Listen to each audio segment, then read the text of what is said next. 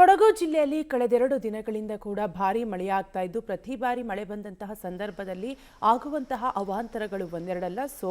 ಇನ್ನು ಮತ್ತೆ ಭೂಕುಸಿತದ ಆತಂಕ ಕೊಡಗು ಜಿಲ್ಲೆಯಲ್ಲಿ ಮನೆ ಮಾಡಿದ್ದು, ಕಳೆದ ವರ್ಷ ಭೂಕುಸಿತ ಸಂಭವಿಸಿದ್ದ ಮಡಿಕೇರಿ ಸಮೀಪದ ಮಂಗಳದೇವಿ ನಗರದ ಖಾಸಗಿ ಜಾಗದಲ್ಲಿ ಮತ್ತೆ ಭೂಕುಸಿತ ಸಂಭವಿಸಿದೆ.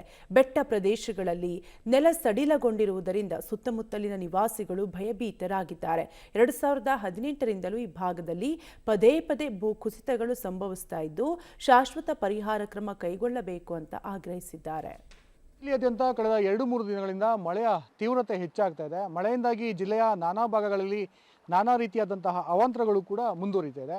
ಅದರಂತೆ ಕಳೆದ ವರ್ಷ ಭೂಕುಸಿತ ಉಂಟಾದಂತಹ ಸ್ಥಳದಲ್ಲೇ ಮತ್ತೆ ಭೂಕುಸಿತ ಉಂಟಾಗ್ತಾ ಇರತಕ್ಕಂಥ ದೃಶ್ಯಾವಳಿಗಳನ್ನು ಪಬ್ಲಿಕ್ ಟಿವಿಲಿ ನೋಡ್ಬೋದು. ಮಡಿಕೇರಿ ಸಮೀಪದ ಮಂಗಳದೇವಿ ನಗರ ಏನು ಹೇಳ್ತಾರೆ, ಆ ಬಡಾವಣೆಯ ಅನತಿ ದೂರದಲ್ಲಿ ಖಾಸಗಿ ವ್ಯಕ್ತಿಯೋರ್ವರು ರೆಸಾರ್ಟನ್ನು ನಿರ್ಮಾಣ ಮಾಡಲಿಕ್ಕೆ ಈ ಒಂದು ಬೆಟ್ಟ ಪ್ರದೇಶವನ್ನು ಯಂತ್ರೋಪಕರಣಗಳನ್ನು ಬಳಸ್ಕೊಂಡು ಈ ರೀತಿ ಮಾಡಿರ್ತಕ್ಕಂಥದ್ದು. ಬೃಹತ್ ಬೆಟ್ಟವೇ ಇದೀಗ ಒಂದು ಕುಸಿಯುವ ಭೀತಿ ಒಳಗಾಗ್ತಿದೆ. ಎಲ್ಲಿ 2018ರಿಂದ ನಿರಂತರವಾಗಿ ಭೂಕುಸಿತ ಉಂಟಾಯಿತು, ಅದೇ ಸ್ಥಳಗಳಲ್ಲಿ ಪ್ರತಿ ವರ್ಷವೂ ಕೂಡ ಭೂಕುಸಿತ ಉಂಟಾಗ್ತಿದೆ. ಇದೀಗ 2-3 ದಿನದಿಂದ ಸುರಿತಿರುವಂತಹ ಭಾರೀ ಮಳೆಯಿಂದ ಮತ್ತೆ ಈ ಒಂದು ಪ್ರದೇಶದಲ್ಲಿ ಸಾಕಷ್ಟು ಭೂಕುಸಿತ ಉಂಟಾಗ್ತಾ ಇದೆ. ಗುಡ್ಡ ಕುಸಿಯುವ ಆತಂಕ ಮನೆ ಮಾಡಿದೆ. ಈ ಒಂದು ಗುಡ್ಡ ಕುಸಿತಗೊಂಡ್ರೆ ಸಾಕಷ್ಟು ಮನೆಗಳು ಮುಂದೆ ಇದೆ.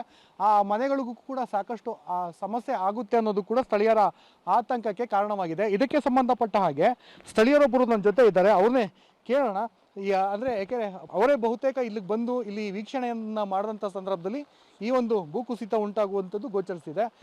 ಏನು ಹೇಳ್ತೀರಾ ಸರ್? ಈಗಲೂ ಕೂಡ ಮಳೆ ಬರ್ತಿದೆ ನಿರಂತರವಾಗಿ. ನಾನು ಕೊಡಗು ಅಭಿವೃದ್ಧಿ ಸಮಿತಿ ಜಿಲ್ಲಾಧ್ಯಕ್ಷನಾಗಿ ನಾನು ಸಮಾಜ ಸೇವೆ ಮಾಡ್ತಿದ್ದೀನಿ. ಇದು ಡಿಸಾಸ್ಟರ್ ಏರಿಯಾ ಅಂತಲೇ ಇದನ್ನು ಮೆನ್ಷನ್ ಮಾಡಿದ್ದಾರೆ.